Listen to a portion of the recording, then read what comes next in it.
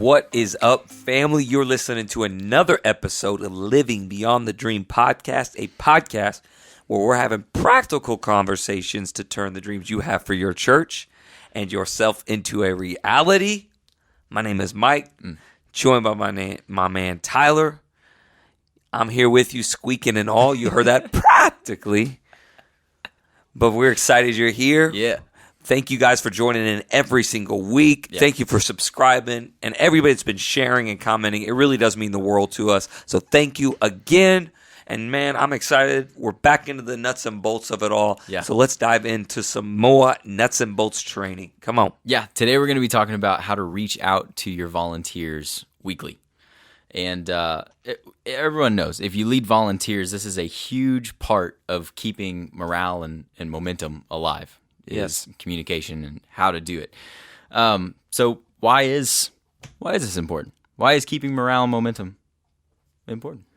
Well, I've already said this in one of the podcasts, so if you haven't listened, I think we the did two most important roles you have for as a leader is to keep morale up and momentum going. That's it. But the reality is that you desperately need the people that serve week in and week in your church. Yeah. Like, we are honored that people choose to give their time to the church that we are a part of and want to serve it, and it's their church, and they love it, and they're there, and they work, and they have kids' schedules, and have all life going on, yet they still take their time out every single week or multiple times a month to be a part of what we're doing. That should mean the world to you, and you should never ever take that lightly, and your entire objective, especially if you're a paid staff member, should be to honor and really cultivate and enhance and grow those people, because they are your people. They're the people that serve and love what we're doing as a church, and they should be our top priority of making sure they feel like they're a part of something and they matter and they are doing a great job at what they're doing. Yeah, that's so good. And I want to interject this real quick. There might be some leaders out there that are leading larger organizations or something like that, and you might have heard that title and just thought to yourself, like, it is not physically possible for me to reach out to each individual volunteer and have it be actually meaningful, you know? Yep. And so that is what we were really going to dive into today, is how to have that meaningful touch to make sure that your momentum and your morale stays high. So in beginning to that, just what are some best practices? Like, what have you guys implemented or anything like that? Well, it's exactly what you said. It's physically impossible for you to meet with everyone. Yeah. It would literally take me years upon years. If I committed to meet with one person a day in our church, by the time I would go through every single church, we would be multiple years down the road. Yeah. And that's saying we never grew again and never added new people. Yeah. So it's physically impossible for you to reach everybody on a one-on-one basis. Yeah. It's not obtainable, and it's literally setting yourself up for failure. But here's what you can do. You can make sure everybody is getting connected on a personal relationship by instilling that in the culture of your leaders that are around you. Yeah. And so what we've done, and we've done this for many years now, is something called My Circle, which is basically every department knows who's the volunteers in their department. Yeah. So you know your volunteers, we call them Dream Team members here, who are part of that department. And what they do is they're on a list. And then throughout the leadership in that department, i.e. lead teams, which we talked about a few episodes back, they divide that list up to be able to communicate weekly through a text, through a conversation, and a check-in and saying, how are you doing? What's going on? Yeah. Hey, I was thinking about you, prayed for you today. Hey, read this and thought, man, this is powerful.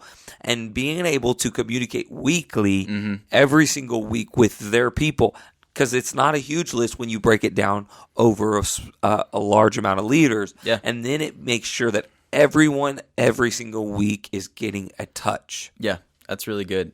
Just to talk about the My Circle piece for a while, I want to land on that for just a minute. But like, what's the spiritual value add to that? I mean, that sounds incredible. Well, we're called to disciple people. We're not called to run a department. Yeah. Now, running a department may be your job title, but making a disciple is your Christian, your believer, your faith's title. Yeah. And so when you are actually personally investing in someone, you are being what Jesus told you to go and make disciples. You're rubbing off on them. The Bible says when Jesus was walking next to disciples, that term actually means to rub off, to walk next to, right? You're spending time and you're building that relationship. You're able to have influence and you're able to pour into them and you're able to rub off on them. Yeah. So that's important spiritually for you, and it's important spiritually that they have someone in their life that's able to do those things. Yeah. Check in on them, send them encouraging prayers and scriptures and give them books periodically and things of that nature. Yeah. They need that. You need it. We both grow when we do that. Yeah. Kind of branching off of that, talk about the emotional value add. I mean, just having someone in your corner, like what is that? How done? powerful is that? And that's knowing that someone's present. Yeah. Knowing someone's there means the world to someone. Now, I will say this. Sometimes you're going to have people in your My Circle that don't respond or not active as you are active, and you may get discouraged. But then here's what we found. It hasn't been that active, but then when there's something that hits them or a life crisis or they need something, they know exactly who to reach out to. Yeah. So they reach right out to that leader that's been reaching out to them on a regular basis, checking in on them, and then because they have someone. So emotionally, when they need it the most, they have someone in their corner, and they know it. Because especially us guys, not all guys are talkers. Yeah. Not all guys are these emotional exchangers, especially through text or phones.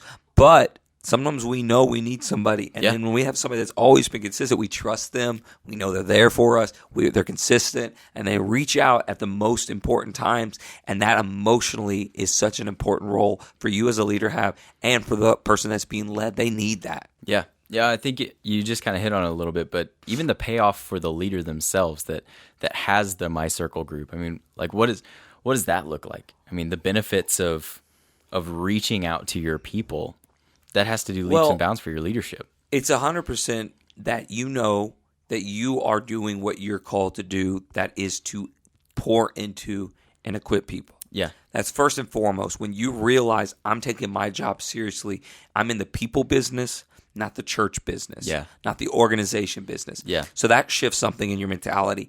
That makes you look at what is important differently, because now you start realizing people are more important. Yeah. So that's going to get your perspective right.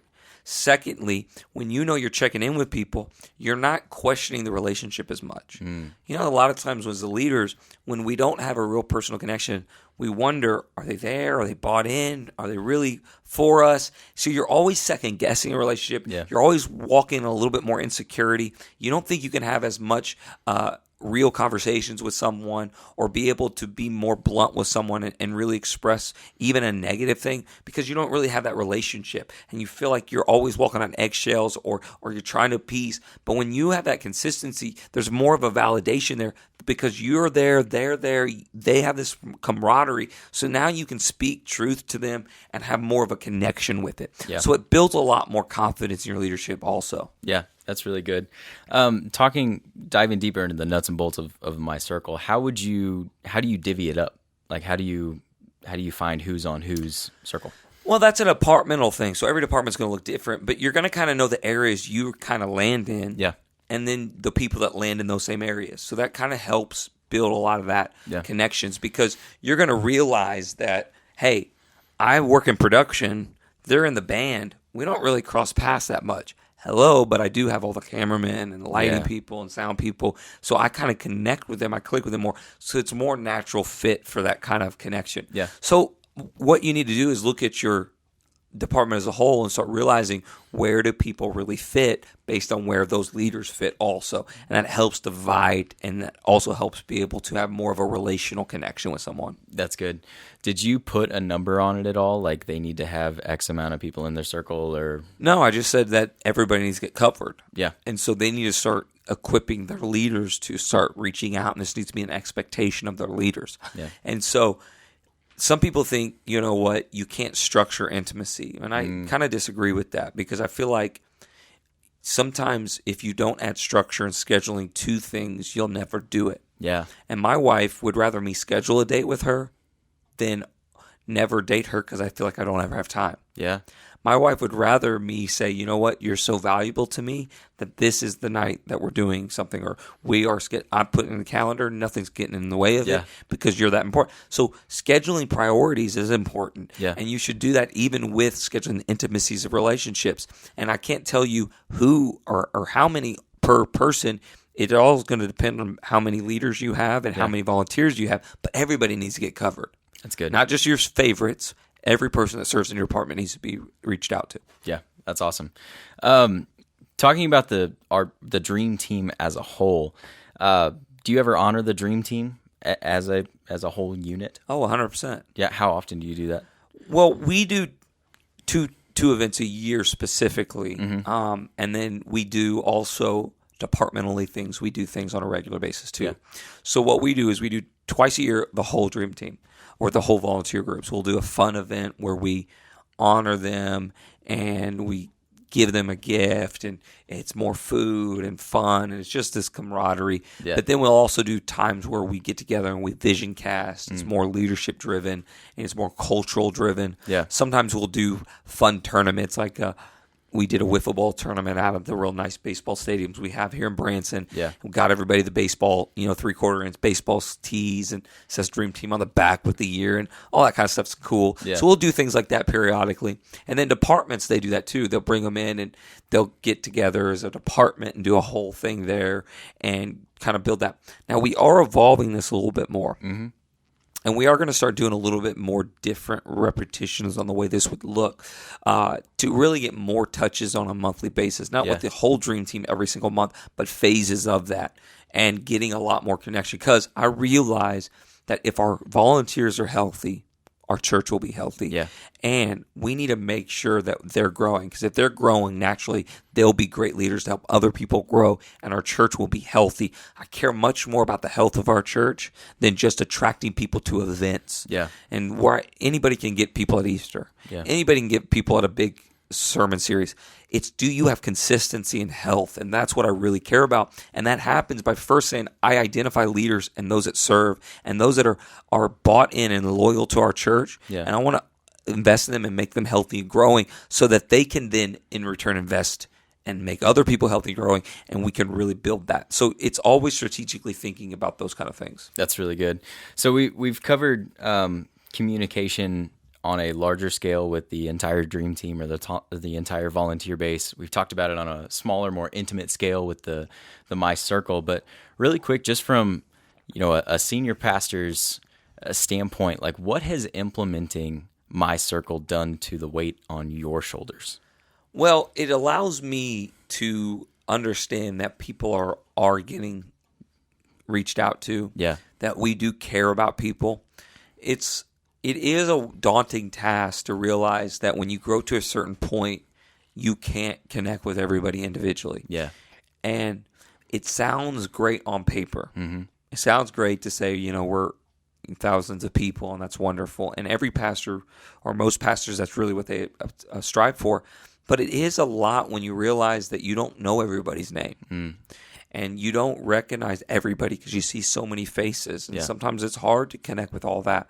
And so then it's a blessing to realize, though, that we have a church that people can feel like they matter in, even though the pastor can't really personally connect with every single person one-on-one. And even though we are growing, we can still create an environment people don't fall through the cracks, because that's the most important thing.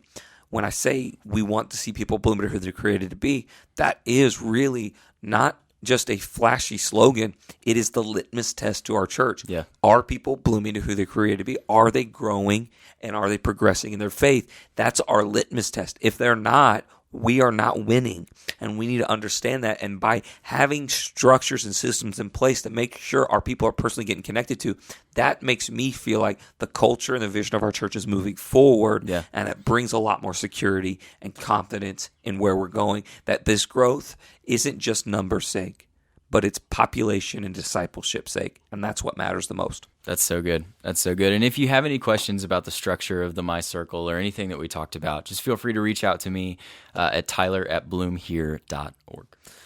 All right, guys, another week in the books. So glad you tuned in with us. If you have any questions at all, shoot him an email. Also, man, if you have not subscribed, like I say every week, what are you waiting for? What are you doing? Get that subscribe on.